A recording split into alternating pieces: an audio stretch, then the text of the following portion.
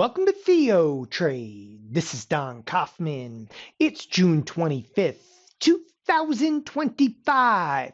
Just about 45 minutes to go. It's the cash close on what can only be described as a day that is massively unchanged. I mean, there's nothing going on in terms of the S&Ps.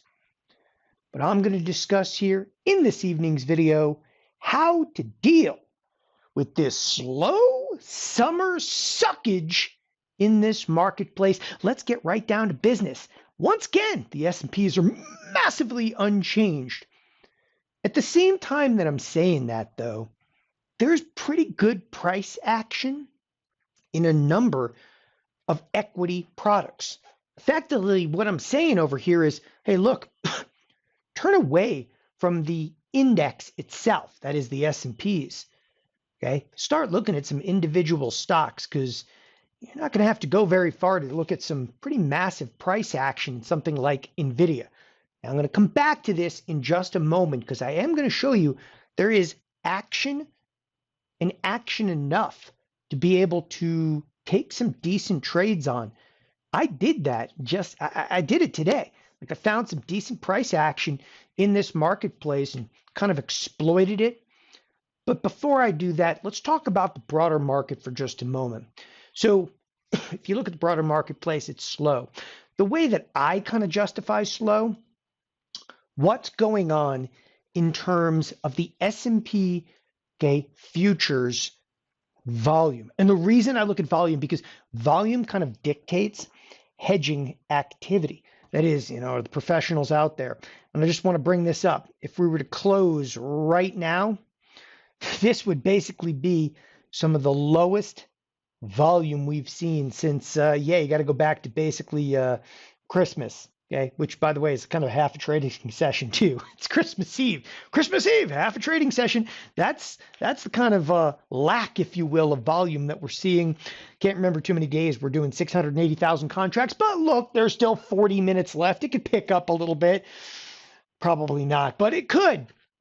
Again, let's move past that. Okay, the one aspect that really resonates of why volume though is so low, it's not just lack of activity and so forth in the marketplace. Look, the SPX, the mother of all products, we're trapped right now right on the upper edge of the expected move. Now, for those of you that kind of speak expected move geek-isms, okay, I talk about this all the time. This expected move, it's about $115, $116. We achieved exactly what we anticipated this week. Okay, this is the happy place where risk goes to die. Because if we just basically kind of moderate and trade in and around this expected move, there isn't a lot of risk. I mean, this is kind of a seam in risk between buyers and sellers, and that's basically where we're trading right now. Now, look, okay, it's pretty amazing to draw like a line on a, like last Friday, and here we are, on a Wednesday, and we're literally trading right to it, okay? And we continue to kind of adhere to the expected move, and don't be surprised, we'll maybe ebb a little higher and then flow back to it. We would need some real news to get off that expected move level, okay? And you might get it, okay, as the week kind of progresses. Like if you look over at the calendar for tomorrow, things get a little bit more interesting, right? You're going to pull in some durable goods, some GDP, and we kind of wrap up the week with again PCE, basically inflation data.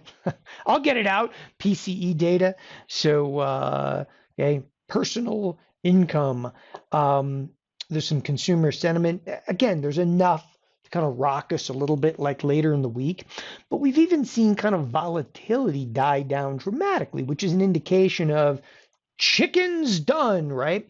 The expected move between now, okay, which is, Wednesday afternoon, you just basically have Thursday and Friday. We only have about $50 of anticipation left inside of the tape. Just to give you for what it's worth, Monday this week had over $50 of expected move. So we've seen vol crush down, the VVIX kind of crush down. To be quite frank, skew is actually picked up. Okay, skew is trading all the way back into the to the 154 level. Again, you got to kind of be a little bit of a geek to get into this, but it's actually one of the higher skew levels, which is indicative of some hedging activities coming in. People are buying puts. Don't get too carried away just yet. Like, we all have to realize, in the merry-go-round of risks, the big beautiful bill is coming back to kind of haunt us. Okay, when it does, maybe the bonds drop a little bit, and we're gonna have some risk on the table. And then again, just after July 4th, just after next week, you're going to be talking about tariffs again. So there's no question that right now, okay, trade and professional trade is taking advantage of kind of slow markets and a lower volatility construct to re-hedge and re-up their hedges in, okay, for instance, the S&Ps, and that's kind of important. Now, let's completely shift gears. So yeah, we're trading on the upper edge of the expected move, okay, for the week. And in any given week, probability is, yeah, you come back down somewhere inside of this. But again, when it's slow like this, I shift over and I look at individual equities. And as I said, like NVIDIA, and again, I'm going to pull up a nice big chart over here, cracks to an all-time high. And when NVIDIA cracks to an all-time high, okay, in effect, what it did is sparked tremendous amount, and this is early in a trading session, sparked a tremendous amount of call buying activity, which literally ignited the stock to the upside.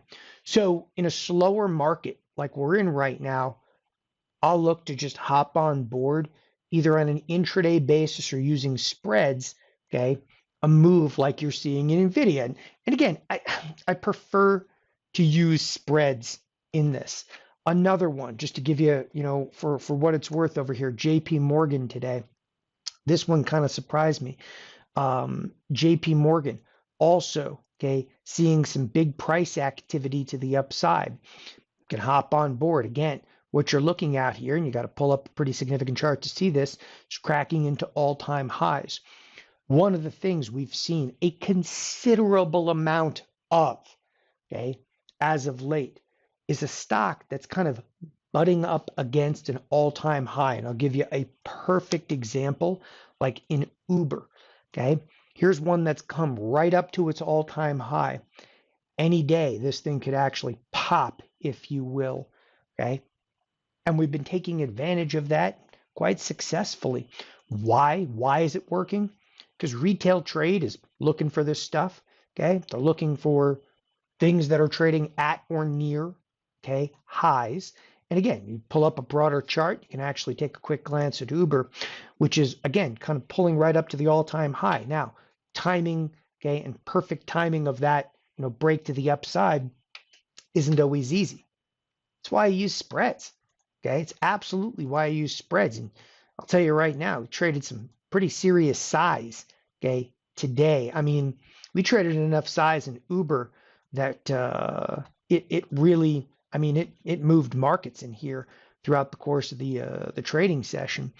Nevertheless, okay, Uber is poised in the days to come to possibly break to the upside. Again, just giving you a couple of different examples in what to do, and how to kind of deal with the slow summer, what I kind of call suckage of trade. Because I think most people kind of tune in, they look at the S&Ps, they're like, you got to be kidding me here. This thing is massively unchanged. And it makes sense that it's massively unchanged, okay?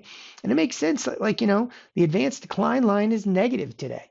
You're like, oh, man, the market internals are not great. I get it. They're not great. But you see, okay, the reality is it doesn't take, okay, people are like, it's a market of stocks or a stock market. Honestly, today, it only takes one behemoth stock to drive everything. We saw that with Tesla earlier in the week, which is seeing some sell-side activity right now.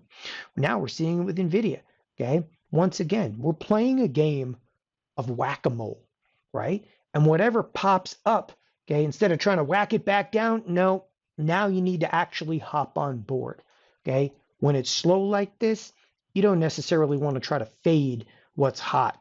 Okay. You want to come in and ride right along with it. Thanks everybody for joining us here at Theo Trade. Have a wonderful evening. Bye bye.